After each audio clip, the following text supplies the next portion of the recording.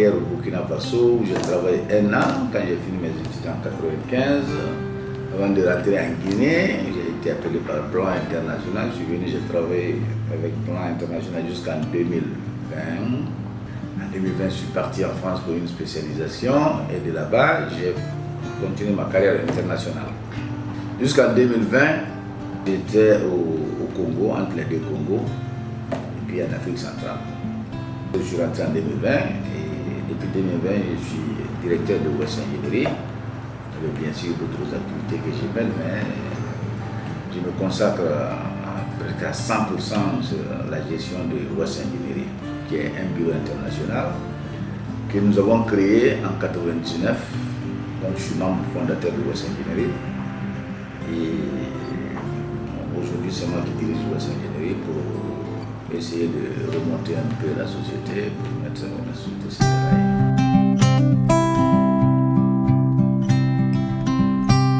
On était à la base des ingénieurs qui travaillaient au sein du plan international. Nous avons décidé de nous mettre à notre propre compte pour devenir des prestataires à West et sur le plan international. Et donc finalement on a créé West Ingénierie qui est un groupe d'ingénieurs. Donc nous sommes dans le domaine de la construction. Les études, le contrôle, la construction routière, la construction bâtiment, hydraulique, tout ce qui touche au domaine de l'infrastructure de développement.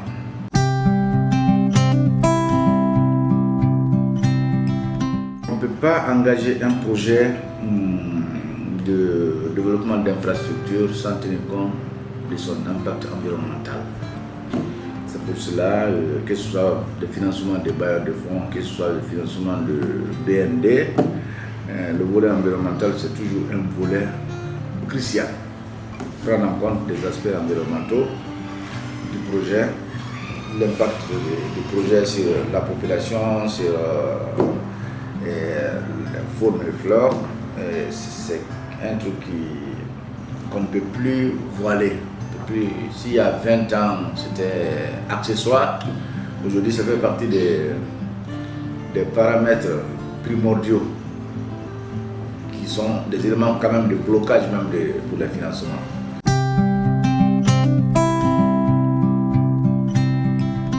Nous avons fait une grosse étude. On a d'abord élaboré le schéma directeur de développement de Grand Conakry, sur la base desquels nous avons fait l'étude de l'adduction de Grand Conakry. Si vous partez sur notre site internet, vous allez voir, il y a cette étude-là. C'est une étude qui a été commanditée par la SEG, financée par la Banque mondiale. C'est une grosse étude. Et nous avons une grande expérience dans le domaine de l'adduction d'eau. On a fait un grand projet de 4000 villages et localités au Congo-Brazzaville. Un grand projet qui couvrait presque la moitié du pays. Tous les villages, on dit il n'y aura pas un village où il n'y a pas de l'eau.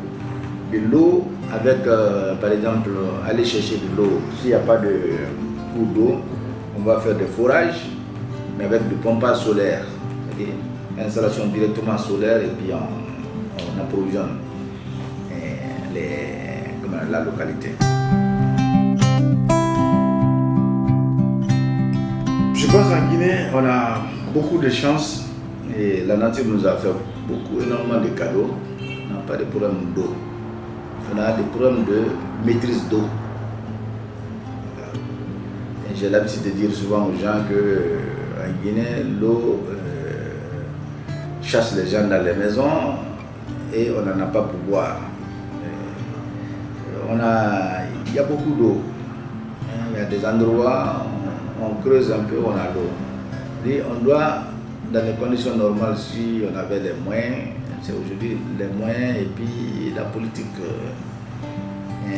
la volonté politique qu'il faut seulement. Sinon, l'ingénierie, on l'a. On a des jeunes bien formés, bien outillés pour faire ce travail. Dans les conditions normales, aujourd'hui, on ne doit plus avoir un village qui n'a pas d'eau, un point d'eau potable. Parce qu'il y a de l'eau, il y a de l'eau potable.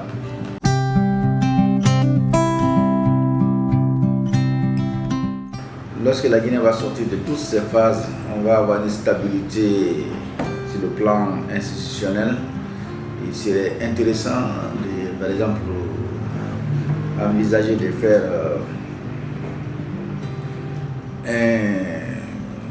une sorte de Grenelle de l'eau, une sorte de forum national sur l'eau. Qu'est-ce qu'il faut faire pour tous les Guinéens et de l'eau? Parce qu'on ne peut pas expliquer que les Burkinabés, beaucoup de villages, leur forage, et qu'en Guinée on trouve encore beaucoup de villages qui n'ont pas de forage, qui n'ont pas de point d'eau potable. Parce que nous, je le répète encore, nous avons eu la chance, la nature nous a doté énormément de ressources, surtout en eau. On nous appelle souvent le château de l'Afrique de l'Ouest. Mais il y a encore des défis, il y a encore, sur le plan national, je pense qu'il y a une réflexion à mener.